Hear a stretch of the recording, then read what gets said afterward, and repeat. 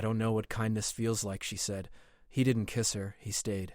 Best Wild West stories. The twin sons of Zorath. 5 had begun their slow descent, painting the barren desert in gold and blood-red streaks. Dust whipped across the cracked ground, and the distant mountains shimmered like heat waves dancing in a mirage. At the edge of the outpost, called Ember's Hollow, the few buildings stood crooked and weather-worn, half buried in sand. Life here was a test of patience, wit, and courage, a place where mercy was rare and kindness almost unheard of. Elara crouched behind the rusted hull of a cargo transport, her eyes scanning the horizon. The faint rumble of hooves and clanging metal told her that the raiders were coming. They were fast, armed, and ruthless. Humans who had given up on hope and lived only for what they could take. Elara's hand rested on the worn handle of her blaster, the grooves polished by years of use. She had learned early that the desert gave nothing freely, and trust was a dangerous luxury. From the corner of her eye, she spotted movement. Not the raiders, but someone else. A lone figure was walking across the dunes with a calm stride, unarmed, yet unafraid. He was tall, his coat flapping behind him like a banner in the wind. His boots kicked up small clouds of dust, and his dark hair caught the last rays of the sun. Elara's pulse quickened. Who walks alone here and without a weapon? The raiders appeared suddenly, like shadows springing from the dunes. Their leader, a scar-faced man with a jagged blade, pointed at Elara. "There she is! Don't let her get away!" Elara's mind raced. She could try to run, but the raiders were faster. She ducked behind the cargo transport and aimed her blaster, fingers steady despite the familiar tremor of fear. The raiders closed in, shouting threats and laughter. Then the stranger stepped forward. He raised his hands, not in surrender, but as if to say, "Watch carefully," and then, with nothing more than a few clever gestures, he drew the raiders' attention, using their own momentum against them. He dodged one swing, tumbled, and grabbed a metal pipe from the ground. With a few precise moves, he sent the nearest raider sprawling into the sand. Another he tricked into running past a loose crate that toppled and trapped him. Elara's jaw dropped. No one had ever saved her without asking for payment or favor. No one had ever interfered out of choice. Finally, the remaining raiders, confused and humiliated, retreated into the dunes, their shouts fading with the wind. The stranger stood, brushing dust from his coat. He offered her a hand. "I'm Jace," he said, his voice calm, warm. "Are you hurt?" Elara stared at him. She wanted to say something sharp, sarcastic, or cold, but nothing came out. Finally, she whispered, almost to herself, "I don't know what kindness feels like." Jace's expression softened, but he did not flinch or judge. Instead, he nodded. "That's okay," he said simply. "I'll figure it out." Elara didn't know what to make of him. Most people in Ember's Hollow were selfish, quick to anger or quicker to betray. Yet here was someone who had risked himself for her, without a second thought, without asking anything. For the first time in years, she didn't feel alone, but she didn't trust that feeling. Not yet. "Why help me?" she asked finally, her voice rough from dust and tension. Jace shrugged as if it were the simplest question in the world. "Because it's the right thing, and because you're still breathing." She stared at him, searching for a catch, some hidden agenda. There was none. He was simply human, perhaps more human than she had ever met. The two of them walked toward the outpost. The sky had darkened into deep crimson, and the first stars blinked faintly in the distance. Ember's Hollow was alive with activity, traders shouting prices, miners arguing over water, and the occasional stray animal scuttling through the sand. Jace moved with quiet confidence, slipping through the crowd as if he belonged. Elara followed, tense but curious. She had spent years on the run, hiding, fighting, surviving, yet somehow she felt a strange sense of security next to him. They stopped at a small, crooked building near the center of the outpost. A sign swinging on a single rusty hinge read, "The Dusty Spur Cantina." Inside, the air smelled of stale water, fried protein rations, and smoke. The few patrons glanced at them but quickly returned to their conversations. Jace gestured toward the counter. "Something to eat, maybe? You look like you've been running all day." Elara hesitated. Food was scarce, and she rarely trusted anyone enough to share a meal. But something in Jace's calm demeanor made her step forward. They sat at a corner table. Jace ordered 2 trays of warm ration packs from the bartender, who raised an eyebrow but didn't question him. As they ate, Elara studied him silently. "You always help strangers?" she asked finally, unable to hide her skepticism. Jace smiled faintly. "Not always, but sometimes it's the only thing that keeps the world from becoming worse than it already is." Elara nodded slowly. The words sounded simple, almost naive, but there was a quiet truth in them she couldn't ignore. Suddenly, the cantina doors slammed open. A group of raiders from earlier had returned, their numbers larger, their faces angrier. They spotted Elara and shouted, drawing their weapons. The patrons ducked or fled, but Jace remained calm. He whispered to Elara, "Stay behind me. Watch and learn." In the chaos that followed, Jace didn't just fight, he used his head. He led the raiders into traps he had already anticipated. Spilled water slicking the floor, tables toppling over, and even a few patrons' chairs accidentally knocked into the attackers. It was precise, clever, and careful. Elara realized something important. Humans could fight not just with strength, but with intelligence, strategy, and creativity. By the time the raiders fled again, defeated and humiliated, the cantina was in shambles, but the patrons clapped, some laughing at the spectacle. Elara, still breathing hard, looked at Jace with new understanding. You didn't have to do that," she said, voice softer now. "Because it mattered." For a moment the noise of the world seemed to fade, leaving only the two of them sitting amid the wreckage. Elara felt a strange warmth, the kind she had almost forgotten existed. Comfort, safety, and trust. But just as quickly, doubt crept back. Trust is dangerous. People always leave, betray, or hurt you. Jace seemed to sense her thoughts. He didn't speak, didn't push. He simply offered a nod, patient, unassuming, and unafraid. That night, as the twin suns finally set and the cold of Zorath, 5 crept in, Elara found herself sitting outside the cantina, staring at the stars. She wondered if kindness could really exist in a place like this, where betrayal was as common as sand. Jace joined her, sitting quietly without asking, without touching, without pressuring. He simply stayed. The silence between them was not uncomfortable. It was steady, like a promise. For the first time in a long time, Elara let herself breathe. She didn't know what the future held, raiders, storms, the harsh desert, but in that moment she realized that not every human was out for themselves. Some could choose patience, courage, and empathy over cruelty. And maybe, just maybe, that choice was stronger than any weapon. The desert wind howled around them, carrying the smell of dust and distant fire. Elara turned to Jace and said softly, almost to herself, "I don't know what kindness feels like." Jace didn't answer with words. He simply stayed, and that, somehow, was enough. The night stretched on, quiet but alive with the hum of distant machines, the shuffle of tired feet, and the ever-present whisper of the desert. Out here on the edge of human space, in a world that had almost forgotten mercy, 2 humans, one hardened, one patient, sat side by side, and, for the first time, kindness was real, even if it didn't look like she had imagined. The next morning, Zorath, 5's harsh sun burned over the outpost of Ember's Hollow, turning sand and metal into a blinding glare. Elara squinted against it, her mind still replaying the events of the night before. Jace, sitting beside her on the outpost's edge, calmly packed a few supplies into a worn leather satchel. He moved with practiced ease, checking each item carefully. A ration pack here, a medkit there, a small water purifier strapped securely to the side. Elara stayed quiet, watching. She had survived her whole life by relying on instinct, speed, and distrust. And yet, she felt a strange curiosity about this man who seemed to survive through patience, planning, and, she hated to admit it, kindness. "Where are we going?" she finally asked. Jace looked up, eyes calm, a faint smile on his face. "We're heading east, toward the ridge. There's a settlement there, smaller than this one, but it has clean water and safe shelter. For now, it's better than staying here." Alara's lips pressed into a thin line. "Safe?" she asked, her voice sharp. "There's no safe place on Zorath 5. Jace shrugged. "Safe enough. And we make our own luck anyway." Elara shook her head but didn't argue. She had learned long ago that arguing with him would achieve nothing. Instead, she followed silently, her eyes scanning the dunes, always alert. The first hours of their journey were quiet, broken only by the sound of their boots crunching the sand and the distant howl of the wind. Then a shadow moved across the horizon, fast, silent, deliberate. Elara tensed. She reached for her blaster, but Jace held up a hand.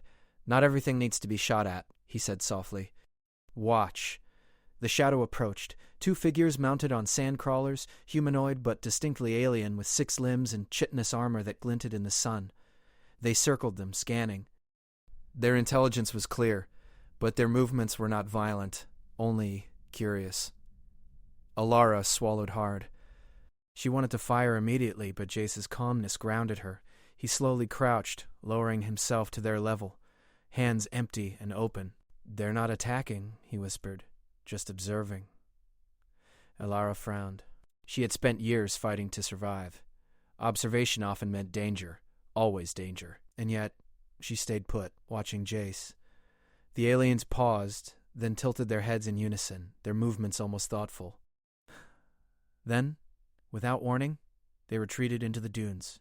Elara exhaled, tension leaving her shoulders slowly. "How did you know they wouldn't attack?" she asked. Jace looked at her, calm as ever. "'Cause I watched. I waited. Humans can notice things others ignore. We can think ahead, plan, and react without panic. That's what makes us different." Elara frowned, but nodded slightly. She didn't fully understand, but she could feel the truth in his words. As they continued east, the landscape grew more treacherous. The sand became rocky, jagged cliffs rising on either side. The wind carried whispers of the past, echoes of abandoned settlements and forgotten machinery. Night fell quickly, cold and sharp. Elara shivered, wrapping her coat tighter around her. Jace had set up a small camp, his movements methodical. He gathered dry shrubs, built a small fire, and even found a shallow depression in the rocks for shelter. "You don't sleep like most people," she remarked, watching him work. "I survive," he said simply. "Sleep comes when the body needs it, not when the fear allows it." Elara grunted, unsure what to say. She had spent years alone, and the idea of sharing a fire and a night felt strange and slightly dangerous. Yet something about Jace made it feel less lonely. They ate in silence. Ration packs warmed over the fire. Then, without warning, the distant roar of engines echoed through the cliffs. Elara's eyes snapped open. "Raiders," she hissed. Jace's hand rested on the ground near her, not touching, just steady. "Maybe. Or maybe travelers.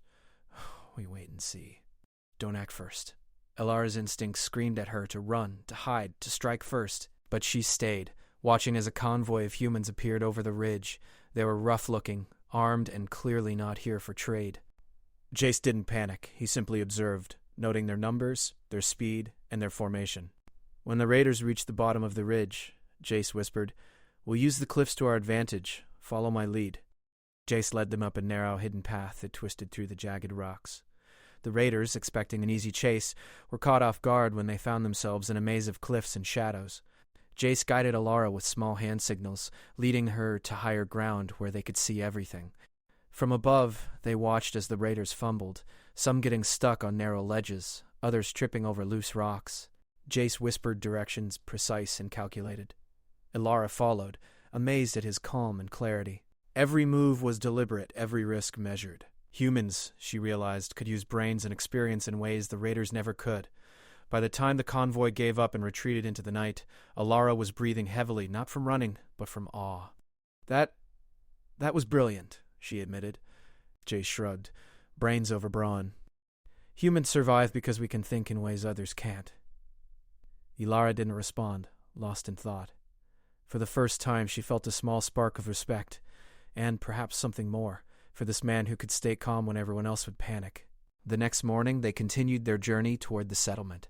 The cliffs gave way to rolling dunes, dotted with strange metallic vegetation that glowed faintly under Zorath, Five's twin sons. "Those plants are dangerous," Jace warned. "Some of them emit spores that can make you dizzy or sick. Step carefully." Elara nodded, stepping lightly over the glowing flora. She was starting to notice details she might have missed before. The way the wind shifted, the sound of distant movement, the subtle traces of life hidden in the harsh desert. Jace had taught her something without saying it directly. Observation and patience were just as important as strength. They stopped at a small cave when night fell, a safe haven against the harsh winds. Jace set up a fire, and Elara unpacked her minimal supplies. "Why do you help me?" she asked suddenly, breaking the silence. Jace looked at her, eyes reflecting the firelight. "Because someone once helped me. And because kindness, even when rare, matters. Humans are stronger when we help each other." Elara was silent. No one had ever said that to her before. Strength had always meant fighting, surviving, taking what you needed. And yet, here was Jace, proving that strength could also mean patience, protection, and trust. A sudden sound made them both tense, a low growl echoing through the cave entrance. Elara's hand went to her blaster, but Jace raised a hand. "Wait," he whispered. "It's not attacking, it's curious." From the shadows emerged a small, fox-like creature, its fur shimmering in shades of silver and blue. It sniffed the air, watching them cautiously. Alara's eyes widened. She had never seen such a creature. "See," Jace said quietly. "Not everything wants to harm us. Sometimes patience and stillness are all it takes to survive." The creature stayed a few moments, then trotted away, disappearing into the dunes. Alara let out a breath she hadn't realized she was holding. That night, lying under the stars, she realized something profound. Humans were dangerous, yes, but not only in the ways she had always believed. Their greatest strength was not their weapons or their speed, but their minds and hearts. Humans could choose courage over fear, kindness over selfishness, and patience over rashness. And in a world as cruel as Zorath, 5, that choice made all the difference. Alara turned to Jace.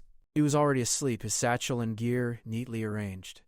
She felt a warmth she had never known, not the warmth of safety alone, but of trust, of companionship. She didn't fully understand it yet, but she wanted to. For the first time, she allowed herself to hope. The desert winds whispered around them, carrying the scent of distant fires and alien flora. Tomorrow they would face new dangers, new challenges, and perhaps new enemies. But tonight, for the first time in a long time, Alara felt that she wasn't entirely alone. And maybe, with Jace by her side, she could finally begin to understand what kindness truly felt like. The next morning, the twin suns of Zorath. 5 rose slowly over the desert, casting long shadows across the dunes. Alara and Jace stood on the ridge, looking down at the remnants of a forgotten mining colony. Rusted machinery jutted from the sand like broken teeth, and the buildings were crumbled, half buried by shifting dunes. "It's worse than I imagined," Alara muttered, her boots crunching over the sand. "This place looks abandoned and dangerous." Jace nodded, eyes scanning the horizon. "Abandoned, yes, but danger is always around here. Watch your step and think ahead. That's how we survive." Alara had begun to understand Jace's way. Survival was more than muscle and reflex. It was careful observation, patience, and planning. Still, nothing prepared her for what they would find inside the colony. The main building loomed ahead, its metal doors bent and creaking. They entered cautiously, Alara gripping her blaster while Jace moved lightly, hands free, watching the environment like a chess player analyzing a board. Inside, the air was thick with dust. Broken conveyor belts and shattered control panels littered the floor. Strange markings, likely alien in origin, were etched into the walls. A low hum vibrated through the room, barely noticeable but persistent. Jace froze, signaling for Alara to stop. "Do you hear that?" Alara nodded. The hum grew louder, vibrating through the metal floor. Then movement, small metallic shapes skittered across the walls and ceiling. Machines? Not abandoned, not harmless. "They're active," Jace whispered. "But they're not attacking yet. Let's watch."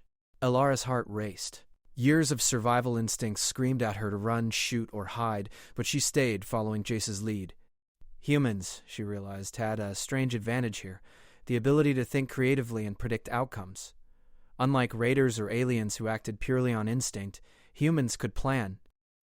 The machines, spider-like with gleaming metal legs and glowing sensors, moved with calculated precision, scanning the room. Jace pointed to a control panel with broken wires dangling from it. "That's their central link. If we can disrupt it without getting trapped, we can pass." Alara looked at him, doubt in her eyes. "We could die, or we could survive," Jace replied calmly. "That's the difference. Let's be smarter than them, not faster." Together they moved through the building, ducking behind machinery, using shadows, and timing every step. Jace showed Alara how to observe patterns, how the machines paused briefly, how their sensors had blind spots. Alara mimicked his movements, careful and precise. When they reached the control panel, Jace handed her a tool. "Cut these wires," he instructed, "but only these 3. One wrong move, and we trigger an alarm." Alara's hands trembled slightly as she followed his directions. Sparks flew and the low hum changed pitch. She froze, expecting the machines to attack, but instead their movements slowed, confused. The plan worked. For a moment, Alara felt a thrill unlike any she had known. They had used brains over strength, patience over panic. Humans were not the fastest or the strongest, but they could outthink nearly anything. They continued deeper into the colony, discovering a hidden storage area filled with supplies. Rations, water, even a few medical kits. The machines were guarding valuable resources, but Jace's strategy had made them ineffective. Alara grabbed a med kit and paused. "We could take everything," she said, breathless. "No one would stop us." Jace shook his head. "We take what we need." Greed doesn't make humans strong, it makes them weak. Alara thought about that. In her old life, survival meant taking everything possible, leaving nothing for anyone else. But Jace had shown her a different path, strength through restraint and careful choice.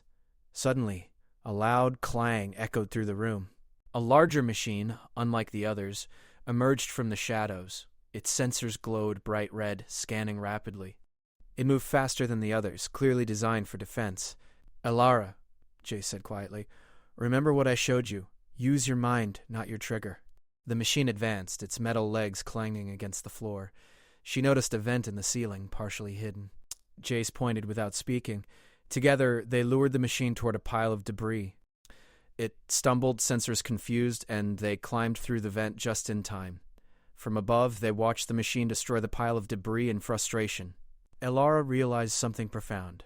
Humans could adapt, improvise, and use strategy in ways the machines could not.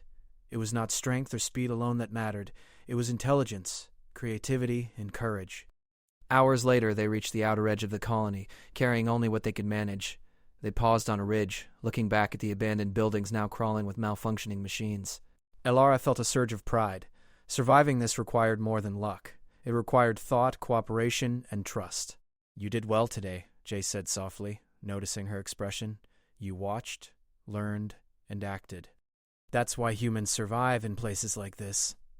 Alara frowned. "I didn't do it alone." "No," Jace agreed. "But humans are stronger when we can rely on each other. That's our advantage. We survive because we care for each other and for our choices. Machines don't care. Aliens don't care. They follow instinct or programming. Humans choose." Alara's chest tightened. She had spent years avoiding trust, avoiding reliance on anyone. But now, sitting beside Jace, she understood the truth in his words. Survival was not only about fighting. It was about cooperation, cleverness, and courage. Night fell again, and they camped near a small canyon using the natural walls for protection. The twin suns' fading light left the desert cold and eerie, yet for the first time, Alara felt something she had not felt in a long time. Hope. "I never knew humans could be like this," she said quietly, staring into the fire. "So patient, so careful, so kind." Jace smiled faintly. "Kindness isn't weakness. It's strength. It keeps us alive, and it keeps us human." Alara watched him for a long moment, thinking about her past. The betrayals, the loneliness, the constant struggle to survive alone. She realized that what she had called weakness in others was actually power in disguise. Humans could survive not just with weapons or speed, but with intelligence, compassion, and trust. A sudden sound snapped her attention. A low rumble. Not from the wind. She tensed, ready for danger. But it was only a small desert creature, darting past their camp, glowing faintly under the twin suns' residual light. She let out a breath she hadn't realized she was holding. "See?" Jay said softly. "Not everything is a threat. And when it is, humans can handle it, if we think first and act wisely." Alara nodded. Her mind replayed the day's events. The machines, the strategy, the patience, it all added up. Humans were remarkable in ways she had never truly appreciated. It wasn't their strength or weapons alone that made them formidable. It was their minds, their hearts, and their ability to choose courage and kindness even when it was hard. As they settled in for the night, Alara realized something important. Jace had not only kept her alive, he had taught her to see the world differently. Humans could survive harsh deserts, hostile machines, and alien worlds because they could adapt, think ahead, and care for each other.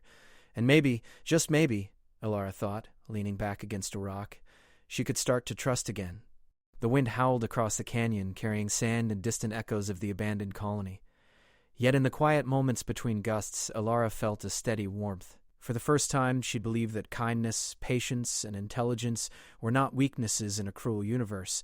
They were what made humans extraordinary. Jace remained awake for a while, watching the stars, ever vigilant but calm. Alara stared at him from her blanket, thinking about the long journey ahead.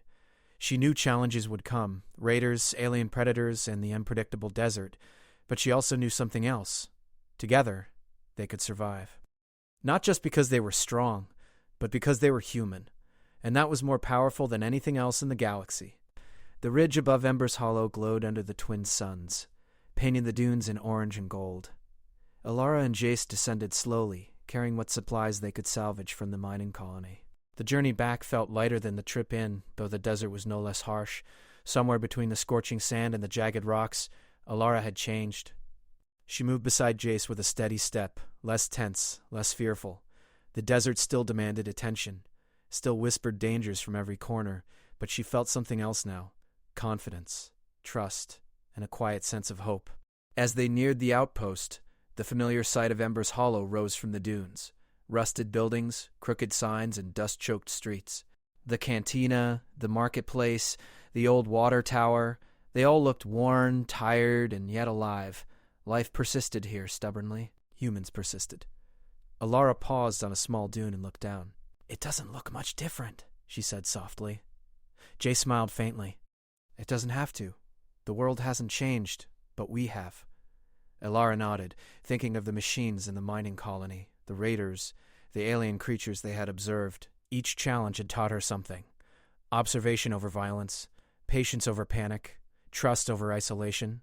Humans survived not because they were fastest or strongest, but because they could choose to be clever, kind, and brave. When they entered the outpost, some of the townspeople paused to watch them. Whispers ran through the narrow streets. Alara survived, and Jace with her. The mining colony. But Alara ignored the stares. She had faced danger, learned to trust, and discovered strength she didn't know she had. What mattered now was not the rumors of Ember's Hollow, but the quiet understanding that had grown between her and Jace. They stopped outside the cantina, its doors creaking in the desert wind. The building was still damaged from the last raider attack, but it stood. Inside, a few patrons nodded in recognition, while others whispered in awe of the two who had returned from the colony alive. Alara looked at Jace. "We could stay here," she said. "But why?" "There's still danger everywhere." Jace looked at her with a calm certainty. "Because danger is everywhere, yes. But sometimes surviving together is better than running alone." Alara swallowed. She had spent years alone, trusting no one, protecting only herself. Yet now, standing beside Jace, she felt a strange desire she didn't fully understand. Not fear, not dependence, but companionship.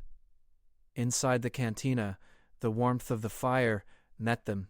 Patrons returned to their drinks and rations, giving the two travelers space. Jace nodded to the bartender, who offered a quiet, respectful smile. Alara set her supplies down and leaned against the table. "Do you ever wonder," she asked quietly, "why you keep helping people you don't even know?" Jace paused, stirring his ration tea slowly. "I do it because it matters. Because we humans are stronger when we help each other. Some people call it kindness. I call it survival." Alara looked at him, thinking about the words, kindness as survival. She had never thought of it that way.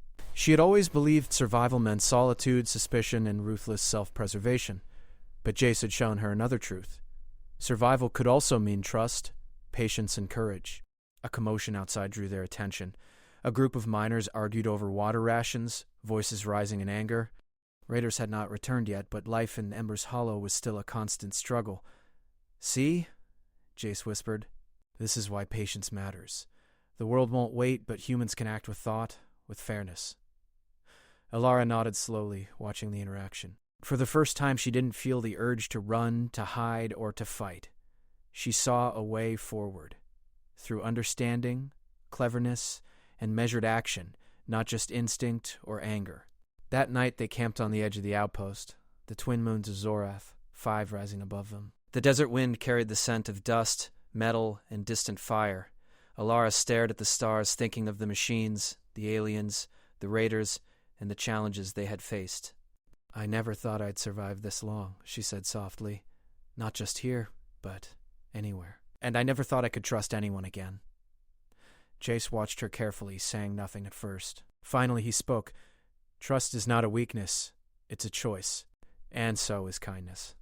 Humans survive because we make these choices, even when the world is harsh." "Even when we're afraid." Alara turned to him, eyes reflecting the faint light of the twin moons. You've shown me that, she said quietly, even when I didn't want to believe it. Jace smiled, and now you can believe it. The silence stretched between them, peaceful and steady. Alara realized that she didn't need words to understand the truth of Jace's presence. He wasn't leaving. He hadn't abandoned her, and he hadn't betrayed her trust. He simply stayed. For the first time, she didn't feel the constant tension of life or death survival. Instead, she felt something new. Safety, companionship, and the quiet knowledge that humans, even in the harshest worlds, could choose courage, kindness, and cooperation. Days passed. Alara and Jace worked to repair the cantina, help rebuild the outpost, and assist the townspeople with minor repairs. Every action, small or large, reminded Alara of something important. Humans could survive and thrive because they could plan, adapt, and care for each other. A raid did come eventually, smaller than before, desperate and unprepared. But Alara and Jace, using strategy, careful observation, and human ingenuity, repelled them without unnecessary violence. The outpost survived because humans acted thoughtfully, not only bravely. Alara watched the retreating raiders, then looked at Jace. I think I understand now, she said, voice soft but certain. Kindness, patience, trust. These aren't weaknesses. They're human strength. Jace nodded. Exactly. That's why we survive, why humans can thrive, even on worlds like this. Our minds, our hearts, our choices, they make us stronger than anything else out there. Alara smiled faintly. It was small but genuine, the kind of smile that had been rare in her life. She realized that for the first time, she didn't feel the need to hide behind suspicion or fear. She could trust, not blindly, but wisely. She could choose courage, kindness, and patience. That night, as the outpost slept under the twin moons, Alara and Jace sat outside the cantina. The desert wind whispered, carrying sand and distant echoes of machines long gone. Alara leaned back against a rock, glancing at Jace. You could leave, you know, she said quietly. You don't have to stay. You've helped me enough already. Jace shook his head slowly. I stay because you're learning what I've always known. Humans survive because we care, because we choose patience, kindness, and courage. I stay because the world needs more humans who can do that, and I see it in you. Alara's chest tightened. She had never heard words like that before. She didn't feel the need to respond immediately. Instead, she let the silence carry meaning.